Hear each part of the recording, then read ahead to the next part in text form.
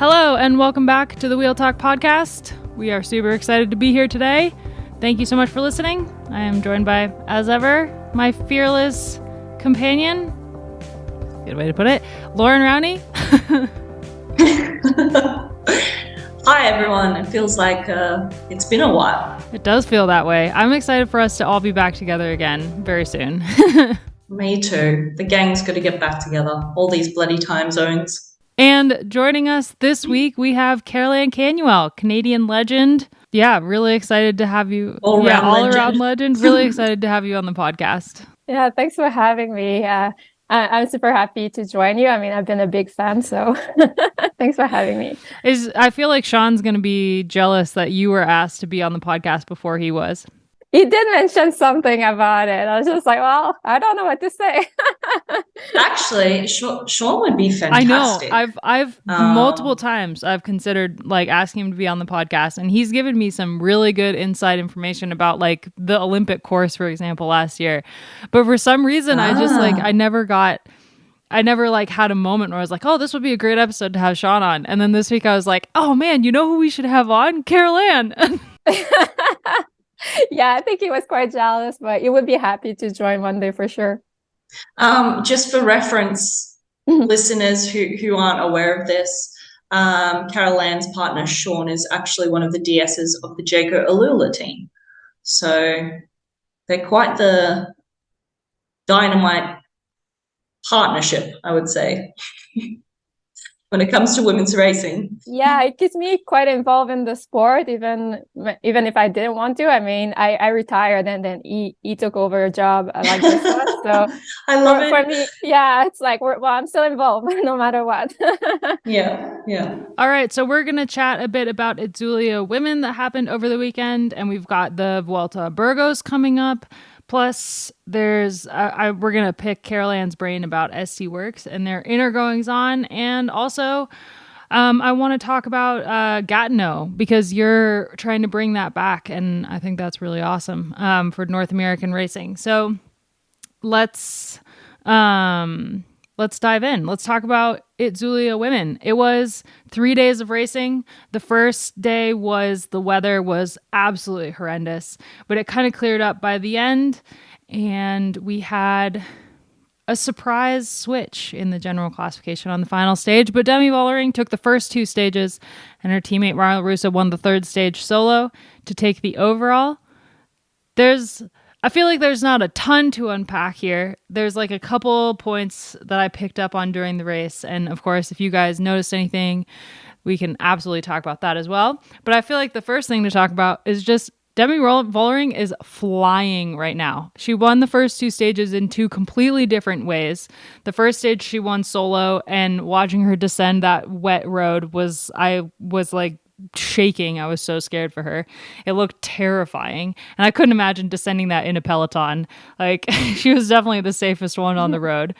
And then she won the second stage with kind of a reduced bunch sprint. So really impressive riding from Vollering all around, I think. And for me, like, even more impressive human beinging on the third stage to be totally okay with Marla Russo taking that overall. And we talked a little bit about it on the Pretty Serious Bike Racing podcast last night.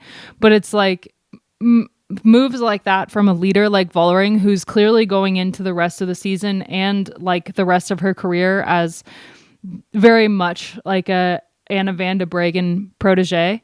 And in a lot of ways is maybe going to be a better rider than Anna. We'll see. I mean, she's like so fresh into her career right now. It's crazy that she's this good already.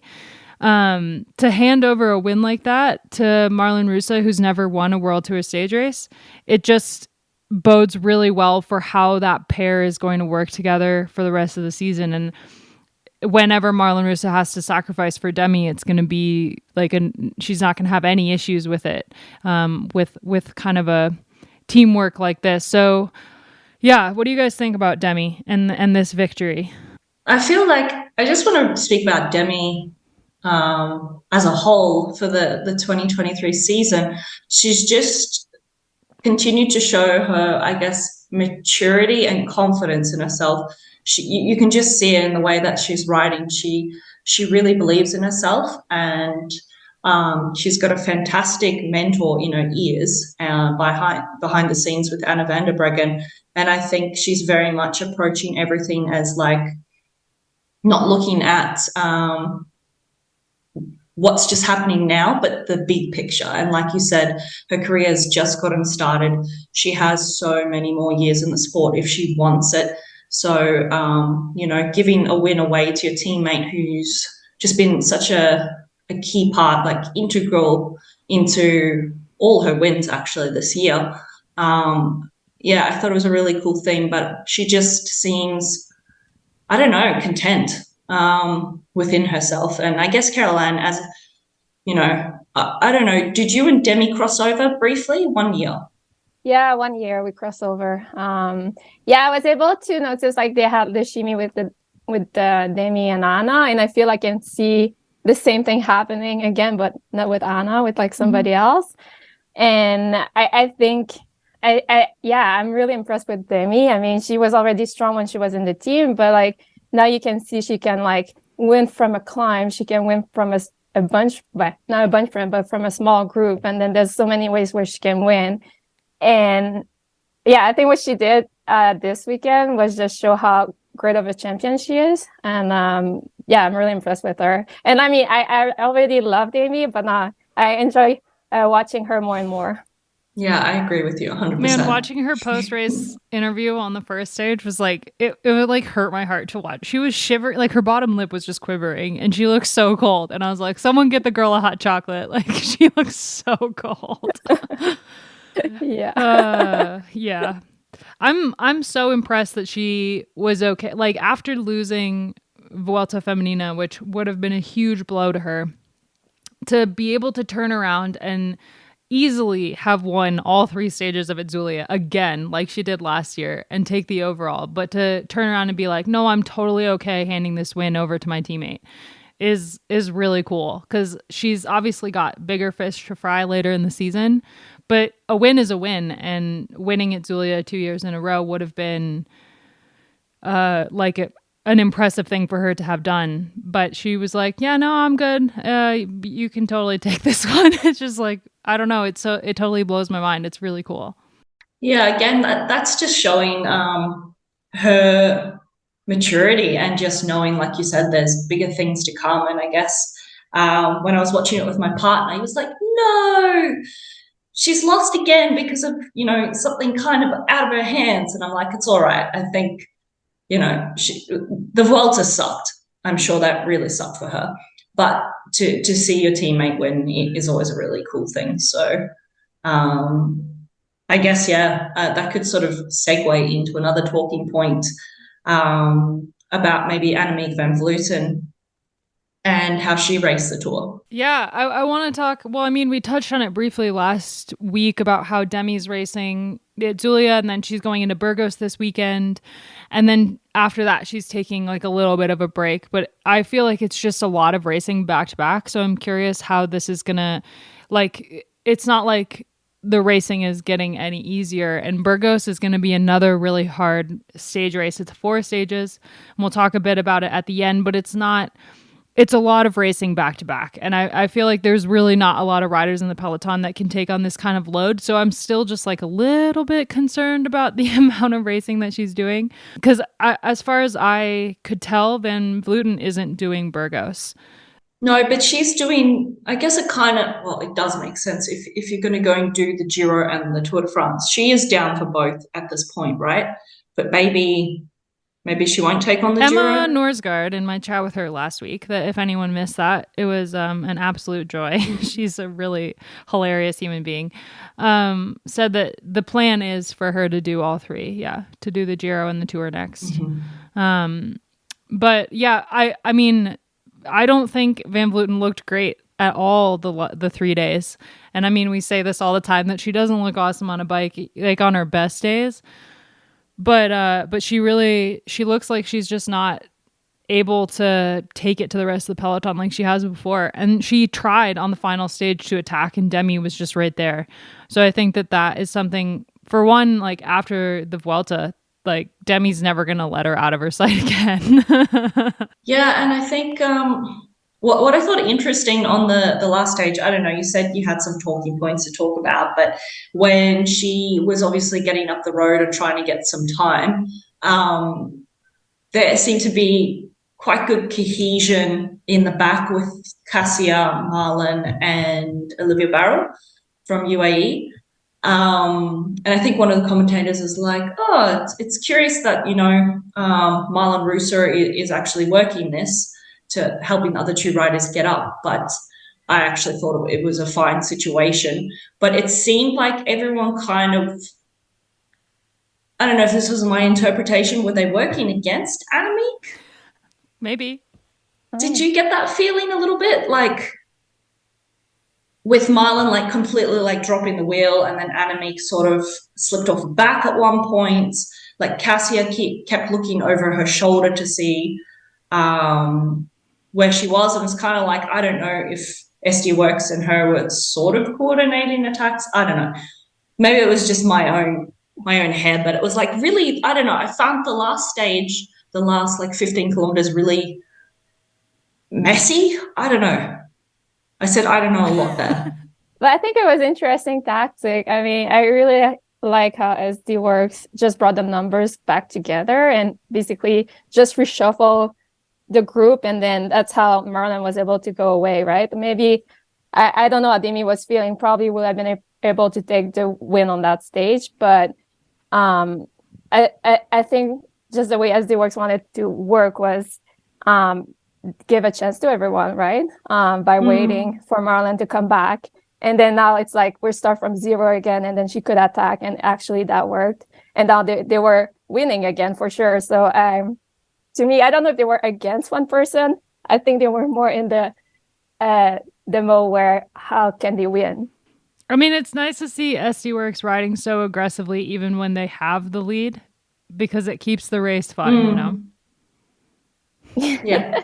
Yeah, no, of course. I mean, like you said, I think Demi would have just taken another stage if it hadn't been Marlon. Maybe we would have seen a late race attack from Kasia, because she rode so well. This was her best year. She was best great race all year. Like, I mean, she was the first one to attack when it came back together, and I really thought that would work. I thought that was great, but SD Worx had another plan. And I love how Marlon just went back at the back of the bunch and gave herself some space, and just like, it was obvious what she was going to do, but she did it super well. I mean, we try to teach that to younger kids now, the juniors, how to do that, but that was a perfect example.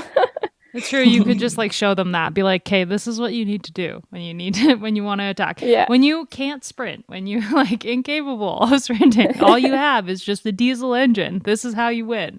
I guess when you're a rider in that situation and she goes, like, how many times has she done it this year? And it must be so incredibly hard to even close that gap. And then once that gap just goes out a little bit too much, you just know she's never coming back. I mean, I think that stage was super hard too. And we only got, 17 kilometers of live coverage. We got just like abysmal amount of live coverage for this race. The absolute bare minimum or less. So we didn't get to actually see Annemiek, how Annemiek got off the front with Demi and how that whole situation shook out. But you can tell just by looking at the results that it was a really hard day. Yeah, I think also the weather. It seems like a really hard race with the weather, just like the rain, and everyone was super cold. It's like, to me, that we forget about that part, how much it impacts the recovery and stuff. So I feel like at the end, after a long day and long climbs like this, I think it really impacts how hard the race is. I did speculate if the weather was going to remain as terrible as it was on the first stage, if Vollering actually was going to pull out before the second stage, because she's got so much other stuff going on later in the season that getting sick right now, well, there's a pretty good amount of time from now until the tour. It still would not be ideal to get sick right now. So when I was watching her bottom lip quiver, I was like, I wonder if she won't start tomorrow, if the weather is going to stay this bad. But the second day at least cleared up a little bit. But the weather does take a huge toll, and for this part of the world this time of the year, I guess it's pretty normal to see this because last year's weather wasn't too good either, I remember. That region can just be like so nice and then so awful. I think in general, it's the Basque Country, isn't it? They get I think, the most amount of rain in the whole of Spain, that area. So yeah, probably. I think it's like, over like 300 days, maybe. I don't know. I'm saying probably a lie now, but it's a lot. Yeah. So Marlon won the overall by 1 minute and 50 seconds. And then Demi was second and Kasia Niewiadoma came in third. So a really awesome result for her. And Olivia Barrel finished fourth, which this is the race that she kind of came on the scene last year as well. And it's awesome to see a Canadian up there. But I didn't realize that this is actually like her home region that she lives in when she's in Europe. So it totally makes sense that this is a race that she excels at because I think she trains on these roads a bunch. Yeah, she moved there a couple of years ago. She moved there for school, actually. She's studying osteo, I believe. And she just took on a program there. She's from my region, actually, in Canada, the same hometown. Well, not hometown, but really close by. And I'm really impressed with her. I'm really excited to see her being so consistent right now at this time of the year. And I'm really looking forward to see what she can do in the future. But I mean, she was so consistent this week. It wasn't like a lucky day or whatever. Like every 3 days she was up there. I'm really, really impressed with her. Yeah, it's cool to see. I remember going into the Tour de France Femme last year. I kind of marked her as one of my favorites for like an underdog. And then she had some bad luck and she wasn't able to finish the race. But I'm really excited to see how she goes the rest of this season because it's cool. I mean, we've obviously got some really impressive Canadians in the peloton. But she's one that's really flown under the radar. Like she's not been around too long and she's not super well known compared to some other riders. Yeah, no, exactly. And I think she seems like really happy where she is in the program. And I think that was missing before, like a lot of confidence, because I talked to her a little bit a long time ago, but basically what she says is, I didn't change anything. I'm still like doing the same things, but she's just more happy with where she is at now. Anything else about Itzulia we should talk about? That I feel like there was only 3 days, so it's not like it's not a week-long race to break down. But I feel like the major takeaways were just like SD Worx is taking their spring classics form into the tours, and while they had a little bit of a hiccup at the Vuelta, they're still far and away the strongest team in the peloton. And I guess you already mentioned it, but it was just good to see Kasia in such good form. She's one of those riders that is just like so consistently at the top that when she's not like in that top group kind of making attacks, it feels like it's not right. Like it feels like something's out of place. Mm-hmm. So to see her kind of back up there is really, really nice. It's like the universe has stabilized itself. Yeah. Yeah, I can't wait to see her win something. Like she's always there. She's always fighting. She's always so close. Like she deserves it. We're cheering for you. Yeah, she's one of those riders that like she deserves a victory. Like she is always the first rider to attack. She's always, and maybe that's to her detriment, but she's just always so aggressive and fun to watch. And I mean, there's a reason that we just love her on this podcast and that fans of the sport love her, because like you need riders like that to make the races more exciting. And how can you beat SD Worx? I mean, just trying to like out maneuver them or attack when they've all stopped on the side. We actually have an insider here, so fire away. We should ask you about SD Worx. What is it like? What is it like being on SD Worx? I mean, it's like you guys go into the race. You have what, 5 out of the 6 riders on the start line can win the race. How does the team like decide who they're riding for? Do they ever decide who they're riding for? Is it just kind of a like, okay, well, halfway through the race, you look like you're in the best position, go for it? Or what is it like? Yeah, I mean, it's a good question. Well, there's always confidence that, yeah, obviously, like we used to have the riders that can win the race, and basically it's just having the numbers at the end, and then it's just play the game. That's always our mentality, and I think also as they were like show it like this weekend by still being really aggressive in the race, and basically that's what we do.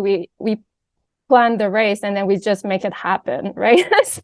so you know the tactics you want to do, and we're all committed to one goal, and then in the race, like it's easy to reevaluate if you're not feeling well, whatever, but we just trust each other. And basically, I mean, I always consider my teammates like family, and like I will do anything for them. Like they just need to ask, and I feel like everyone is doing the same thing, and then that's just how we used to race anyways, like just with your heart and like give everything for each other. But obviously before you have a plan, and you kind of know who could win that day, but we always have more than one. Like it's never just on one person. It's always like you have few leaders, and then depending how the race goes, then yeah, everyone has a chance. Like that's also what happens when Marlon went. Like then it was her chance, and it was fine. Like that's just how it works. How does Danny Stam, the manager of the team, kind of foster that kind of environment where everyone is happy to ride for each other, especially with so many riders that are, on any other team they would be the out and out leader in every single race? Yeah. But I feel like before a race, we always ask our goals. As like we show up there, it's like, how do you feel? What do you want to do? And normally by just doing that, we already know the role of each riders. And then normally there's only 2 or 3 that's like, oh, like this is like the race I want to win, and then we'll go for her then. Like it's as simple, I think. But Caro, when we were teammates and we had our December camp, we always sat down with management and they looked at the calendar, and remember how you had to sort of say, this is a race I want to target, this is a tour I want to target, etc. I guess you do that in the winter, and then when you show up to a race, it can change, right? That, like you mentioned, if for some reason you're just not feeling great at that moment, and maybe that race had been a target race, but you just know it's not going to go how you want it to go. Yeah, no, exactly. I totally agree with you. Like of course you need to make a plan in December, and this is how, in the perfect world, that's how I want it to happen. But you never know with injuries or illness or any other stuff. So you need to reevaluate at each races. But so I think that's important to do before. But yeah, normally it just worked out. It just worked out in some ways. Yeah. If you're not feeling strong or whatever. But the thing is also, you also have that pressure that you want to be confident if you say you want to win, because otherwise there's another girls that could actually win. Or so that's always, I feel like that was a bit of the pressure in a way for certain girls to say, well, I want to win, but like there's always this other girls that prove that she could win. So but also if you have an opportunity, they're gonna give it to you, that's for sure. Sorry, what was it like for you? Because for you were kind of the super domestique of the team. And we saw when Marlon won on Sunday that Demi felt like it was her win. Like, especially in the post-race interview, it was very clear that Marlon's win was the team win, and Demi felt just so ecstatic for her. But what was it like for you, who most of the time found yourself working for the leaders? Yeah, and that's exactly, when I saw that, that's exactly how I felt. For me, it was just easy to do the job, because I knew at the end of the day, they will be like really thankful for the work I've done. And they always say it's a teamwork. Like there's a lot we don't see, like on these races, we only see the last 20, 30K, but there's a lot of work that is done before that. And they know that they couldn't win without the work that you do before. And they're always really good about it, to say like thank you, and being like also open about it, that it's a team effort. And for me, that was like enough. And I was always happy to give a shot, like to give back to my teammates for that. Well, you said before we started recording that the team's changed quite a bit since you were on the team. I mean, obviously, when you were on the team, it was kind of like a lot of legends of the sport, and they've got a pretty young team now. But it does seem like they've carried over that mentality into the younger team, because they still, go into the race. They went into Vuelta, and it was very clear that they were riding for Nieve and Demi, that Nieve had just as much opportunity to win the race as Demi did. So it's still like an environment that very much gives credit where credit is due, but is also, I mean, there's a reason that they're just so good. And that when we watch like the Spring Classics, for example, that they won so many races with different riders. They just have that that ability to kind of switch the teamwork around. And the only time we saw the kind of the moment that was like, wait a second, I don't think everything's all as good as we think it is, was Strada. But we haven't. I know. I was actually surprised at that one too. I was like, oh. It was such an interesting moment. But it seems all good now. It does seem like they've patched things up, but I just cannot wait to see those two race with each other at the Tour and how that's going to go. I think it's like a really interesting, even if they do get along, it's a nice little storyline for us sitting at home to be like, oh, there's a little bit of dissension inside the SD Worx camp. There's like a chance that there's a ripple like within the team that might take them down, because right now they can't be taken down from the outside. Yeah, no, exactly. But I'm sure now, to be honest, I'm pretty sure they've moved on. Like it happened maybe in the moment for a few like minutes, but then I'm sure they talk, and now that's a pass, right? Like we're moved on from this. Before we talk a bit about Burgos, I want to ask you about the Tour de Gatineau, because you're in the process with Alex Cataford, trying to bring back the race, which is a UCI race in Canada. One of the very few pre-COVID UCI races that we have in North America. But then obviously, what happened to the race and why are you trying to bring it back? Yeah, so basically it started maybe in 2010 and it was for maybe 10th edition. And then I don't know really what happened because it was before I retired, but basically the organization wanted to move on, but then COVID happened. So the race was canceled for 3 years. And now basically the new organization didn't want to like bring it back. And then for me, since I'm retired, I got interested in events. And then obviously a cycling event it was perfect for me. I was just like, okay, maybe I should take it. And then I just jump in and I was like, okay, I'll take it over. If no one wants to do it, I'll do it. It's going to be a lot of learning process, but it's a good challenge. And for me, that race is super important because I raced it. It's one of the only few races in North America, probably the only women's race in Canada at this level. And we need more of them. And I think especially for younger riders that are just starting. And I mean, now you need to go to Europe if you want to race. But I feel like if we can bring the peloton in North America and then show them what it's like on our roads and give this opportunity, it will help elevate the peloton in Canada and just bring more riders. And for me, it's super important.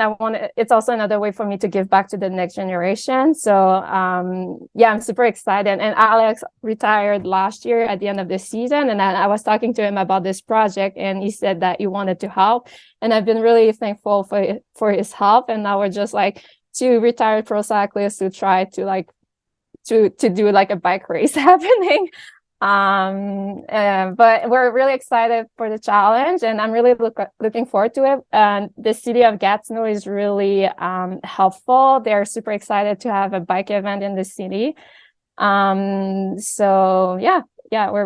working hard. It's a lot more work than I thought, to be honest. I knew it would be hard, but now I see like there's a lot of stuff like we're also learning on the way.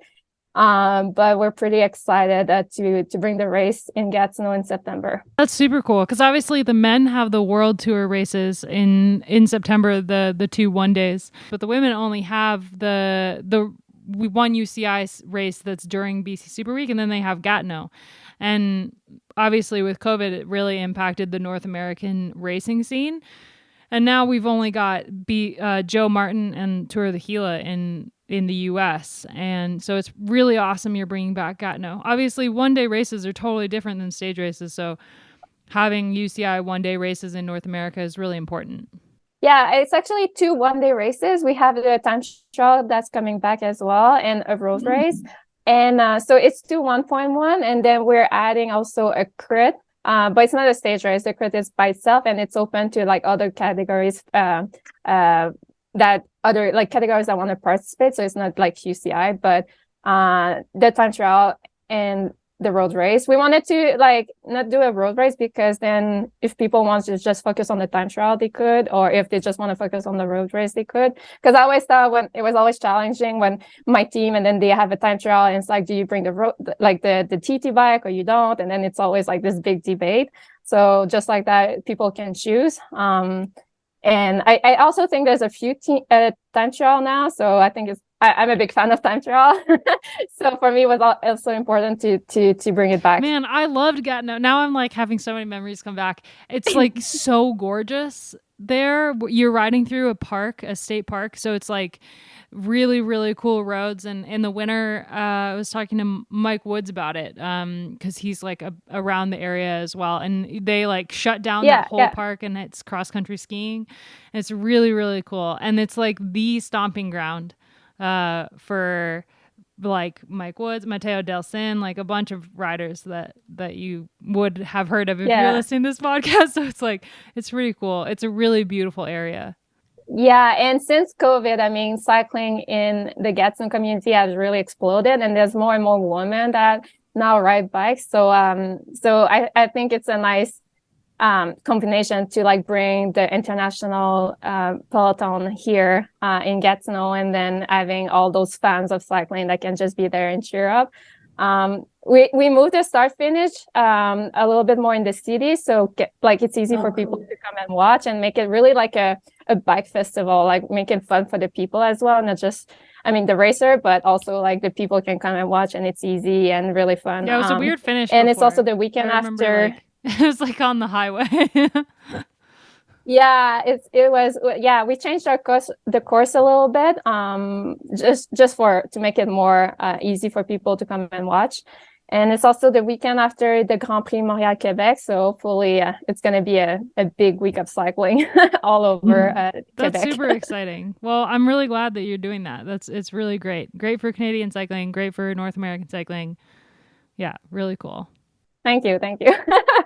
We still have some work to do, but we're pretty positive, and I hope you guys can come and watch in live. I'm actually really planning to be at the Canada one day, so I might as well stick around. Oh yeah, perfect. Oh really? Oh, there you go. It's like the schedule this year is awesome with Worlds being so much earlier in the year. So, like instead of Tom's flying over for the Canada races and flying back immediately to Europe, we were just gonna like all fly over together, and my parents, because I love Canada. Oh yeah, that'd be great. Let me know. Well, it'd be so much fun. You're part Canadian, right? Yeah, Jasper, Alberta, so like a little bit farther over. Oh yeah. A little bit further, yeah. Yeah, now next we need to bring back the Tour of Alberta, because that was just such an awesome race. Yeah, I heard. Okay, let's talk a little bit about Burgos, because we've got another World Tour stage race coming up this weekend. It's 4 days. It starts with it's like the first 3 days are basically sprint friendly stages. The first stage is on the short end, 115K, and there's one category 2 climb, but there's some non-categorized climbs in there. But then the final 15-ish K, 20K is pretty flat. So that will be an interesting day, maybe a breakaway, because there's a sprint point like near the end remember the first stage of Burgos in 2021 when Elise Shabby and that was such a great stage that day. I hope we get to see a repeat of that, but I don't know if the course is quite that challenging. And then the second stage has 2 category 3 climbs, but it's still like a pretty flat run into the finish. There's like a little bit of a non-categorized climb near the finish, but it dips down. So another sprinter friendly stage, stage 3, is very flat, very, very flat, the flattest day of the race. And then stage 4, we have the usual massive climb at the end of the stage. Category 3 early in the day, and then another category 3 that launches into the final climb. That's this 11.7 kilometer long climb, 6.3% with some really steep chunks in there. So that will be the GC battle on that day, obviously, but there will be some really interesting racing leading up to that point. And as per usual, it's a women's race, and today is Monday as we're recording this. We probably won't get the start list until Thursday morning because that's the way that they keep doing it. But one of the confirmed riders on the start list is Demi Vollering and her teammate Blanca Voss as well. And so not really sure who else is going to be there to line up against her. Potentially Sharon Van Anrooy is on like the provincial start list that has like 1 rider per team. The only team that's got a confirmed roster is Jayco Lula. So yeah, interesting. It'll be a good race. Another good 4 days of racing. Yeah, I'm excited. I feel like I raced it in 2021, and I remember it being super windy at the first stages, and it kept like the peloton on their toes. And then I think it's one of those things at that race, like you could maybe split like that in the win, maybe the first couple stage, but definitely the last day is the queen stage with that climb at the end. I guess the big question is whether Demi is going to hold her form through. What do you think, Caro? Yeah. I hope so. I think she can. I think like if we're going to see a dip in her form, it's going to be right after this, which is when she's going to be taking a break. So yeah, I feel like if we do see her kind of start to fall apart, this won't be the stage where she will do so. No, I think she's flying right now. I don't think, it doesn't just go away. Yeah. I agree with you. But I still think that she's really playing with fire with this amount of racing back to back. We'll see. She's only 26. Yeah, but we spoke about it maybe a few podcasts ago that she had like a bit of a quieter spring. Did she only do 4 races in total or something? 5 races or something? A really small spring calendar. Opposed to maybe what she's used to. So I guess it's all part of the plan. And Anna is now a coach, so I guess she knows what she's doing. I went back, I scrolled back into the archives of the race, and it's all coming back to me now. So 2021 was the year that we had Niamh Fisher-Black's audio diaries on the podcast. Yeah, that was so fun. Yeah. It was like her and Anna Shackley did audio diaries for us, and the two of them were just absolutely hilarious the whole week. But the first stage was the stage that Grace Brown won. That the 3, Grace Brown, Elise Shabby, and Niamh Fisher-Black got away like on a little kicker near the end. And then we had this like really interesting kind of changing. That was also where Cecilie Uttrup Ludwig won her first World Tour race on stage 3. And the leader's jersey was changing hands a lot, even though it was always going to come down to the final stage. Like we had Niamh Fisher-Black in the leader's jersey at one point. Yeah, that was such a good race. It was really, really fun to watch. And then last year it was won by Juliette Lebeau. Yeah, I always forget that she won the overall tour. Yeah, she was riding super well. I remember last year, like she had this really incredible string of results where she won this race and then she won the mountaintop at the Giro d'Italia. So she had like a couple really impressive results. And I continue to pick her for GCs now, like for I think I picked her for the Vuelta, or at least was like people should watch out for her in my preview for the Vuelta. If anyone's wondering, Escape Collective, we're not doing previews for all of the races. We're basically just doing the major races. So there's no preview on Escape Collective for this race, but there will be one for the Giro coming up. So you can find all the information you need to find on the internet. at firstcycling.com. Yeah. Should we make picks and close out the episode? Oh, I guess the only other news that we had was that it's confirmed that Ride London will have live coverage. This was a very annoying situation last year where we had Ride London, but there was no live coverage. And anyone who listened to our old podcast will know that Tilda Price was incredibly frustrated because she was the one who had to write the race reports. But they will have live coverage this year. And it's going to be Rebecca Carlton who's commentating it. And then she will join us on the podcast, which will be pretty cool. But yeah, the race will hopefully definitely have live coverage. Yeah. And I saw, is Lizzie Dighton like the ambassador for the race? I think so, yeah. I mean, she'll definitely be there, she said. But yeah, pretty cool. I mean, they're trying to elevate that race a little bit more because even though it's in the World Tour, it's often, I think, forgotten. But without the Women's Tour now, it's the only race of that level that we have in the UK. It's a weird state of affairs. So without knowing the start list at all. Let's guess who will win. Well, we know Demi's there, we so should just universally acknowledge that Demi will probably win based on the final climb. But if something like the Vuelta happens again, then if something like the Vuelta happens again, I would like to see Kasia win. But I wonder if Kasia. So I'm talking to Kasia tomorrow for the podcast, so I'll know tomorrow if she's racing Burgos or not. I think it would. She seems like she's climbing relatively well right now, although these long climbs have never really been her forte. But I think based on not knowing the start list at all, if we were gonna try to assume who was gonna be at the race, I would be surprised if Gabrielini was at the race. To be honest, I feel like she's really building up for the Giro at this point. And she's such a young rider that I don't think Trek would throw her into this race with the Vuelta just happening and before the Giro. But that's just my assumption.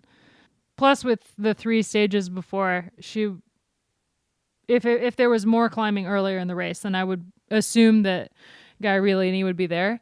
I wonder if Ashley Moman-Pasio will be there. She hasn't been racing a bunch. Yeah, I wonder too. And I feel there was a lot of people that were racing now that they're coming back for Burgos. Some people are taking a break, and then there's some people that were in the break that are coming back for this one. So I'm interested. It's going to be a quite different race than we just have seen. Yeah, Ashley hasn't raced since Liège-Bastogne-Liège. We also have Grace Brown is obviously clearly on super good form. She just won the Breton Ladies Tour. And by winning the time trial, and she was climbing really well earlier in the season. So I wonder if we'll see Grace Brown at Burgos. Her team right now has some really incredible riders on there that haven't quite done. They had 2 riders do super well at Itzulia. It was Evita Music and Los Adahis was always up there as well. They had a good race, even though they didn't have any results when the race ended. So I feel like Grace should probably be there. I have no idea who Trek is going to bring. I think Elisa Longo Borghini is at altitude right now, so I would be surprised to see her there. I don't think she's going to be there at all. But yeah, there'll be a start list later on in the week. My pick is Demi Vollering. I don't know how anyone's going to beat her on a climb. And the climb is long enough that whatever time she loses earlier in the race, if she loses time, which she probably won't, that she'll make it up. No, I totally agree. I think she's just so strong right now. I don't see anybody being able to beat her. In the Vuelta, I mean, she was so behind and she still make up that much time. She was just riding incredible. So yeah, to me, it's hard to pick somebody else. All right. Well, we'll be back next week. Thanks so much to everyone for listening. Karol-Ann, thanks so much for joining the podcast. I'm so excited. Tell Sean I'm sorry. Yeah. We'll have him on eventually. I'll let him know. All right. And yeah, we'll be back. Thanks, everybody. I wanted to just catch up and chat with you a bit about the season so far and how the team's been going. You guys have a new director, obviously, with Magnus, and it seems like that with him coming on, you've changed the way that you all have been racing this season. Yeah, definitely. So this year we got two new DSs. One is Magnus, and the other is Mario. Magnus is the main DS, so he's been doing most of the races with us, and definitely it's been a very nice learning curve for all of us to kind of figure out how we wanna race in order to win a race. How do we want to race in a way that most of the riders get the best out of them when racing? So yeah, I think that everyone has been enjoying this journey so far with Maggie. How are you feeling so far about your season? Not so stoked, I would say. Definitely, I felt that before the beginning of the season, I felt confident and I felt like I made a progress over the winter time and I felt strong and I was definitely hoping for different results. Uh, Starting the season, I had some bad luck with News Plan and then Strade Bianchi, of course, is my main goal. And then being left behind by Lotto Coppa ITS if I was standing still on the last gravel section was like a rally to check. And definitely that made me realize that women's cycling is changing in a way that you no longer just have to do the winter trainings at home. Like you gotta do cyclocross or truck, or you have to spend 3 weeks on altitude before everything starts just to gain those extra advantages or just to be above others. I felt like what I've been doing so far, which was basically just like having routine training and like adding a strength training, was something that elevated my shape, which actually did, but it wasn't enough in order to be winning races, which is, yeah, it just like feels really, I don't even know how to express that feeling because actually, oh, sorry, it's windy. Actually, we were trying to figure it out with Taylor that like you feel that you do so much and every year you try to pull it all out, but then there is still something missing. So I kind of feel like now I just want to, basically live on the altitude just so I can build that form that actually carries you to another level, because that's what I can definitely feel like even with Dami. She spent a lot of time on altitude. She's been doing altitude tent. So you just have those. I feel like I'm just missing this 1% that could allow me to like be the strongest, because I feel like in some ways like not feeling the strongest is also demotivating feeling, so I feel like that's what I've been searching for this whole season so far. I think that Itzulia race is kind of a nice end to finish my spring campaign, because I felt like at this race I was actually able to like also be a part of the race that could decide about something. And I feel like everybody needs those moments in order to feel an extra motivation to like, I wouldn't even say work harder, because I feel like it's more about like just finding details that allow you to just be ahead of others. Yeah, this has been a really interesting running conversation through the season that we've had on the podcast, just about how, for example, Annemiek isn't riding away from everybody anymore. And it's not that Annemiek is getting worse, it's that the peloton is rising to meet her, and there's more women able to, like you said, spend time at altitude and find those little details, and it's just that everyone is getting faster now. Yeah, definitely. One of the main things that I was considering was just like having some sort of race stimulant during the winter time, because I could feel like coming to first races from just like winter base training, like back in the days, was enough because everyone was doing that. And now you really feel a difference. And as the season goes on, I feel like I just get this fatigue resilience that allows me then to push harder, because your body is kind of used to it, or your body went through some hard races, so you adapt. And like thinking about what like doing the track, I think that she gets that stimulants quite frequently throughout the winter. So yeah, I think it's all about like kind of getting out of what you were doing so far and looking for ways how to prepare yourself so you enter the season kind of uh, above others because you had done something differently. Do you think you're going to jump in some cyclocross races then? I was like, to be honest, I was like, why not? Like, I gotta do it, you know. Otherwise, I don't wanna like keep finishing fourth or fifth because I think like it's been so many years already that I feel like I'm stuck in the same position, you know. So whether it's gonna be, I don't know, maybe a gravel races, something longer. But actually, it's also nice to have some explosivity through cyclocross. I wouldn't mind that. But Itzulia went pretty well. You were the first person to attack multiple times. You really made the race a lot more exciting.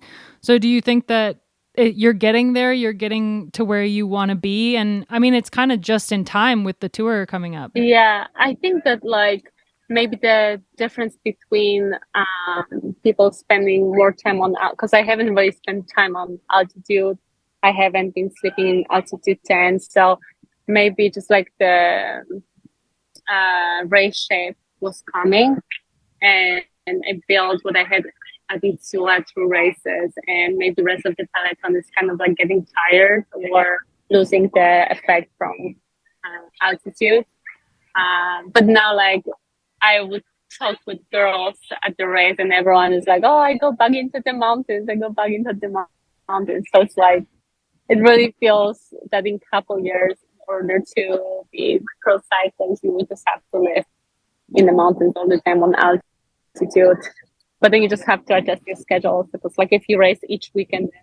Yeah, it's interesting how much women's cycling has changed in the last like 2 years. It's totally crazy because 2 years ago, it was pretty much only Annemiek who was going to altitude. Yeah, and it's so funny to see because I was thinking that she was the one to start this way of training so much on altitude or like having those massive training camp blocks, maybe not racing so much, but just like training. And now when you see that other girls are doing it, you notice that actually Annemiek isn't that far ahead of anyone anymore. So when the season hasn't gone exactly how you wanted to and you don't feel like your fitness is where you want it to be, how do you stay motivated? How do you keep being in love with the sport every time you get on the bike? I think that just comes from like still wanting to be the best. I feel like I still have this feeling that I want to be the best. I want to win races. So of course, there's always this like a grieving moment and the anger when you come back from a race and you don't get what you want, and you're like, many times this season I would be like, what the fuck am I doing? And you know, like, why I cannot be there? What's wrong? But then after all those negative feelings, you realize that you care so much about the sport, and that's like something that actually makes you realize that okay, you care so much about something that means that you really want it. So in some ways it kind of like turns into motivation, or it turns into something that just allows you to keep your mind open to finding new ways, like how to be better, how to beat somebody, how to like change the race tactic. Like you just constantly think about improving. I feel like once you stop thinking about improving and wanting to change something, that's when you lose your motivation and passion for the sport. I noticed you also do a lot of like really fun rides at home with your partner, like on gravel bikes and stuff. How do you fit that into your training? So this year it's been a little bit harder to fit those rides, especially because I feel like I spend quite a lot of time away from home with the spring classes and like with Vuelta in Itzulia. I feel like now-ish is the moment to actually go out and just have a nice gravel ride, or just what I love the most is to just like get on your bike and ride with friends and my partner without the goal, just to be on the bike and just to see things, and the time passes and you're on the bike for like 10 hours, but you don't feel it because you just have a lot of fun. So yeah, anytime I'm like heading into rest period, I focus on rest, but also I allow myself to have rides like this then. As far as the team this year, you guys have a lot of new riders, a lot of riders that have really like stepped up the level. Like Elise, for example, she's always been really good, but it seems like this year she's just on another level. Do you feel like having those riders kind of rise to the occasion has taken some pressure off of you when it comes to racing? Because like, for example, we saw you in an early break on the final stage of the Vuelta. Yeah, definitely. It's very nice to have riders who are there in the final.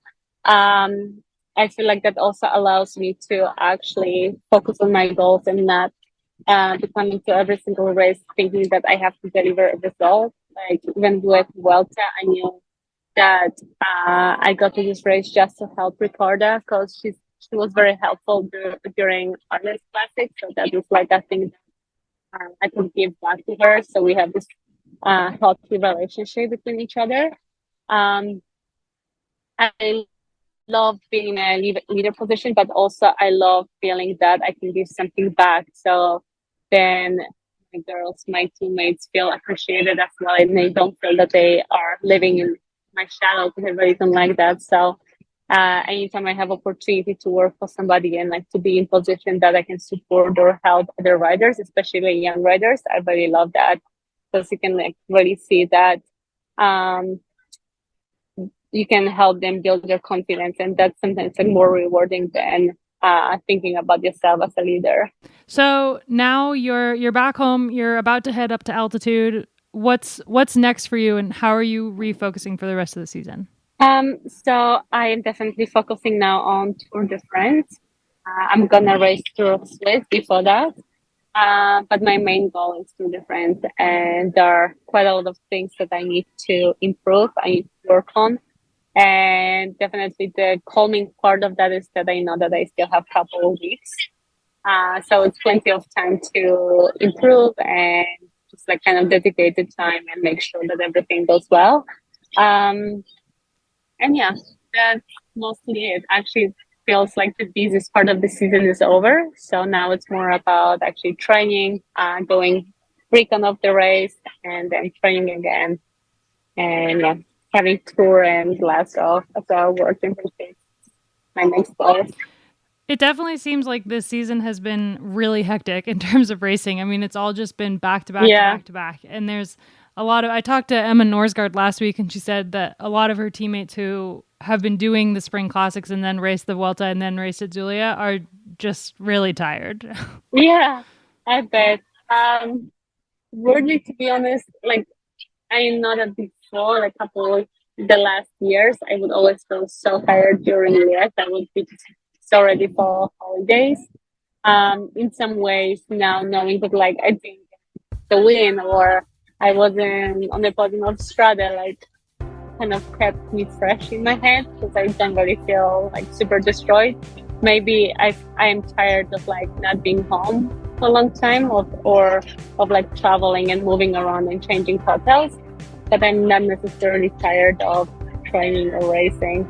All right. Well, thank you so much for your time, and we'll hopefully get to cheer you on at the tour and chat. Thank you. Yeah. Okay. Sounds good.